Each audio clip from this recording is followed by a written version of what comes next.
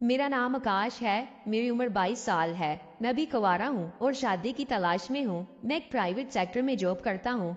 हम दो भाई हैं। मेरा बड़ा भाई वो दुबई में काम करता है। वो पिछले 20 साल से दुबई में ही है। ये गर्मियों की बात है। मेरी खाला के बेटे की शादी थी। इस सिलसिले में मैं, अम्मी और अब्बू कराची से सिंध गए हुए थे। मेरी खाला की शादी सिंध में ही हुई थी। हम 2 हफ्ते पहले ही चले गए थे क्योंकि मेरी अम्मी की वो बड़ी बहन थी।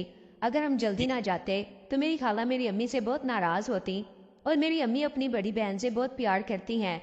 इसलिए मैं भी ऑफिस से छुट्टियां ले ली और अम्मी और अब्बू के हमरा सिंध के लिए रवाना हो गया। जब हम इनके घर पहुंचे तो घर को लाइटों से सजाया हुआ था। खाला हमें देखकर काफी खुश हुई। मैं भी खाला को 5 साल बाद मिल रहा था। आखिरी दफा खाला हमारे घर आई थी तब मैं यूनिवर्सिटी पढ़ता था। तब मेरी खाला से मुलाकात हुई थी और आज 5 साल बाद मैं खाला से मिल रहा था। मैं भी काफी खुश था। खाला का एक ही बेटा था और इनके घर की पहली शादी थी और आखिरी भी। मैं अपने कजन से मिला। वो तो काफी खुश नजर आ रहा था और खुश भी क्यों ना हो, इसकी शादी थी। मैंने इसे कहा मुबारक हो भाई, तो इसने मुझे कहा तुमने तो करवाई नहीं यार, सोचा मैं ही पहले करवा लूं। हम दोनों हंस पड़े। काफी देर हमने बातें की। अब रात काफी हो चुकी थी। मैं भी थक गया था क्योंकि मैं सफर करके आया था। लेकिन अम्मी तो खाला के साथ गप्पों में मसरूफ हो गई थी। इसलिए मैं उठा और कमरे में जाकर सोने की तैयारी करने लगा। मैं हल्की सी नींद में ही था कि मुझे किसी के हंसने की आवाजें आई। वो काफी जोर जोर से हंस रही थी। मैं उठा और दरवाजा खोला तो मैं देखता हूँ कि मेरी कजन रिमशा आई हुई थी। वो मेरे मामू की बेटी थी। मैं उसको पहचान नहीं पाया लेकिन उसने मुझे पहचान लिया। वो काफी बड़ी हो गई थी और काफी खूबसूरत भी। वो 10 साल बाद पाकिस्तान आई थी। मेरे मामू कुवैत में 30 साल से रह रहे हैं, इसलिए इनसे मुलाकात कम ही होती है। अक्सर तो मोबाइल पर ही बातचीत होती थी। रिमशा ने मुझे देखते ही गले लगा लिया। मैंने मामू का पूछा तो कहने लगी वो सब नहीं आए, इनको कोई अर्जेंट काम था इसलिए मैं आई हूँ। मैंने कहा चलो ये भी अच्छा है, मैं तो तुम्हें आज 10 साल बाद देख रहा हूँ, चलो किसी बहाने मुलाकात तो हो गई। फिर मैं जाकर सोने लगा क्योंकि मैं तो काफी थका हुआ था। ऊपर से मेरी आंख भी खुल गई थी। मैं जब सोने लगा मुझे बार बार रिमशा का ख्याल जहन में आ रहा था। मैं कंवारा था और ऊपर से रिमशा इतनी खूबसूरत थी और वो भी अभी कंवारी थी। मैं तो रिमशा की खूबसूरती पर दिल हार बैठा था। मैं नहीं सोचा में काफी देर तक घूम रहा था और न जाने कब मेरी आंख लग गई। सुबह 12 बजे तक मैं सोता रहा। मैं हल्की सी नींद में था। मैं सोच ही रहा था कि उठकर फ्रेश हो जाऊं। इतने में किसी ने दरवाजा खटखटाया तो मैं देखता हूँ कि रिमशा एक खूबसूरत ट्रैक सूट पहने हुए मेरी तरफ आ रही है और मेरे पास आकर बैठ गई और कहने लगी जनाब उठने का इरादा नहीं है, ये लो तुम्हारे लिए चाय बनाकर लाई हूँ। मैंने कहा नहीं, मैं उठने ही वाला था। फिर मैंने उठकर चाय पी और फिर नहाने के लिए चला गया।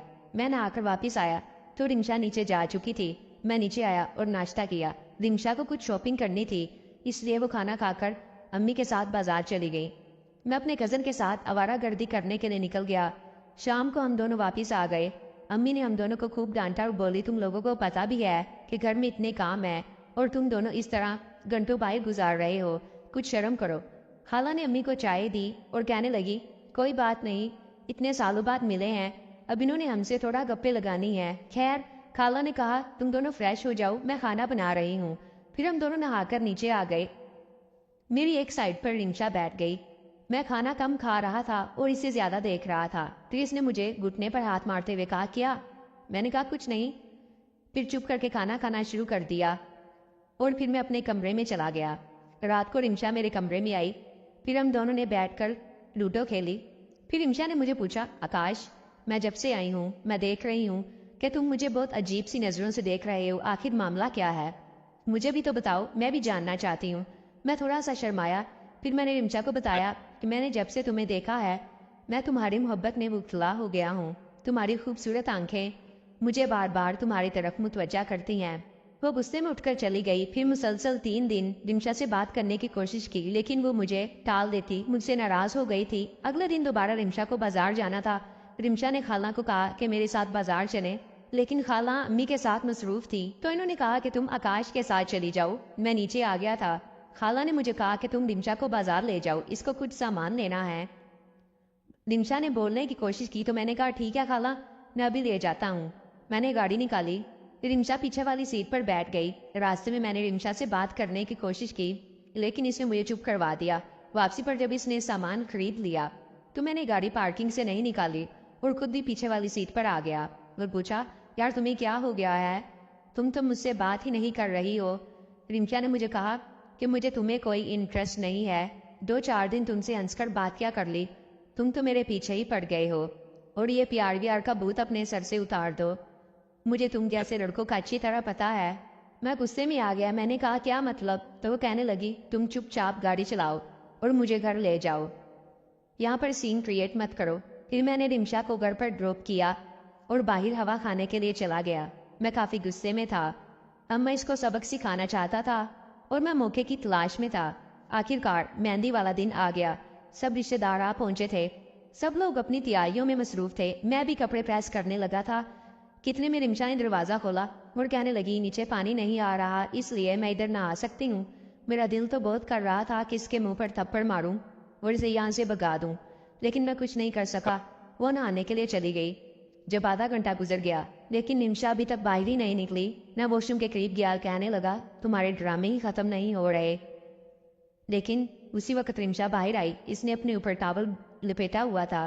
कहने लगी, क्यों शोर मचा रहे हो?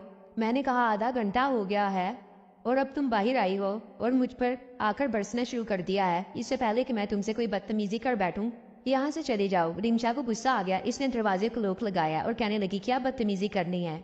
तुमने मुझसे करो, मैं भी तो देखूं।